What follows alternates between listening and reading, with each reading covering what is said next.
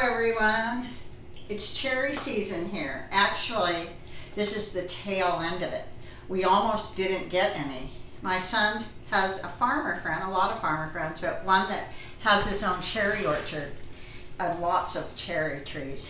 We went last year and picked them, but this year we almost didn't get any. And we went to pick them and most of them were gone, but I was turning around and then I just found some. So we got enough. We don't need any more than what we got. So what we're going to do next is we're going to pit them. And this cherry pitter I've had for a while, and then last year I found a better one that really is quicker, much more expeditious. So what we're going to do now is wash these cherries, pit enough to make a fresh cherry crisp. So we'll be with you in just a little while.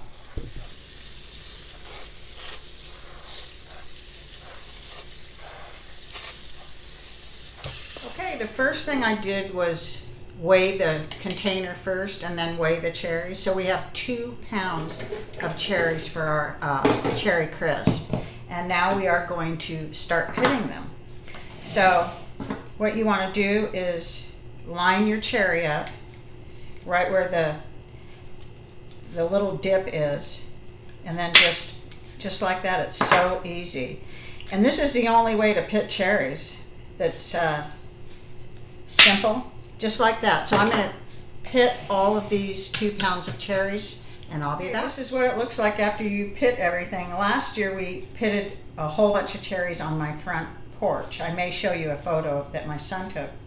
But anyway, I'm going to clean this off. But here is our pitted cherries, 2 pounds. Okay, first we're going to go over the filling ingredients before we do the topping. You're going to want a lightly greased pan. I'm using an 8x8. You could use a 9x9, an 8x11. You want a large bowl. And you're going to get 2 pounds of sweet, ripe pitted cherries, 1/3 a cup of granulated sugar. You want 2 tablespoons of cornstarch, 1 tablespoon of freshly squeezed lemon juice, 1.5 teaspoons of vanilla extract, and if you'd like, a 1/4 teaspoon of almond extract, which I am using. First you want to put your cherries in, and your sugar, your cornstarch, your almond and vanilla extracts, and your 1 tablespoon of lemon juice. And then what we're going to do is mix everything together. And then once you get it mixed together, you can put this in the refrigerator while you preheat your oven to 350. And then what we're going to do is get our topping all built. We're going to get a different bowl and we're going to get everything together. Okay, the first thing you want to do is melt a stick of butter, which is a 1/2 cup, which is going to go in your topping. So you want that to be melted and ready to go with the other ingredients. I'm just going to go through all the ingredients as I put them in. So we're going to do a 1/3 a cup of light packed brown sugar.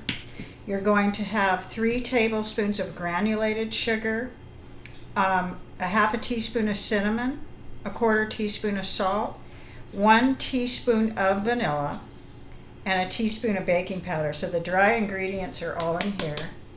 Here's your vanilla. And you're going to have 2/3 a cup of flour. That's 1. And that's 2. And now you're going to have 2/3 a cup of rolled oats. And you don't want those to be quick oats. And I am melting the butter on the stove right now. And the next thing we're going to do is put a zest of 1 lemon in here, and we're going to chop up some pecans. So I will be back with that. So I'm just zesting a whole lemon in here. And it's optional. It just gives, it kind of cuts a little the sweetness. It pairs really well, the lemon zest. So here's our 3/4 cup of pecans. And then this is our melted butter. I'm just going to let it kind of cool down before I add it to our topping mixture. Okay, I just took the cherries, the filling, out of the refrigerator. And you do want all the sauce that is made from the juice of the cherries and the sugar. You want all of it in here. because all the dry ingredients that's going to go on top will compensate for all the juice that you have here. So there we go. So now you're going to set the cherries aside and bring your dry topping back and pour in your melted butter. And then you can take your same spatula and you're going to mix all this together. This is going to be the crisp part. It's going to be so delicious with your brown sugar, your oats, flour, all your ingredients that are in here. We're going to mix it all together so it all comes together. And then we're going to top our filling cherries with it. And you're going to put it in a 350-degree Fahrenheit oven. And it can bake anywhere, depending on your oven, between 35 and 45 minutes. You can use your hands like this to kind of make sure everything's mixed together. It's easier to do it this way. And then we're going to just pour this all over evenly. And you might want to have a larger pan than I'm using. You can use a 9x9, an 8x11. The longer the pan is, the smaller your crisp will be. This is going to be taller. It's going to be thicker. So looks delicious. So we're going to put this in our oven. You want to kind of put it on where your middle rack is. You want to put it below that. Okay, we'll see you in about 35 to 45 minutes. Okay, it's ready. The way you know it's ready is it has to be golden on top and bubbling around the edges, and it is. 35 minutes is all it took. Okay, and you can see exactly how it's bubbling on the edges. Every oven's different. Mine took 35 minutes.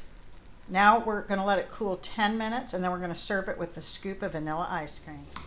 Okay, we waited about 20 minutes.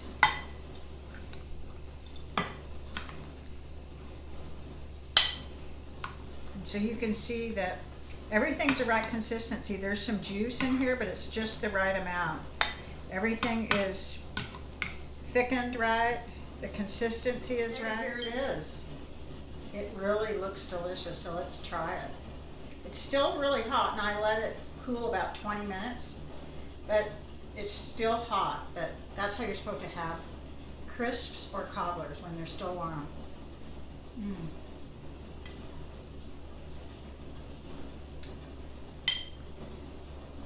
Really good. That crispy part is really flavorful. Super delicious. You can also make a cherry crisp with pie filling if you can't find any fresh cherries. But if you do have fresh cherries, they are really good in a crisp. So I hope you give this a try. And please let me know what you think of it. Thank you so much for watching.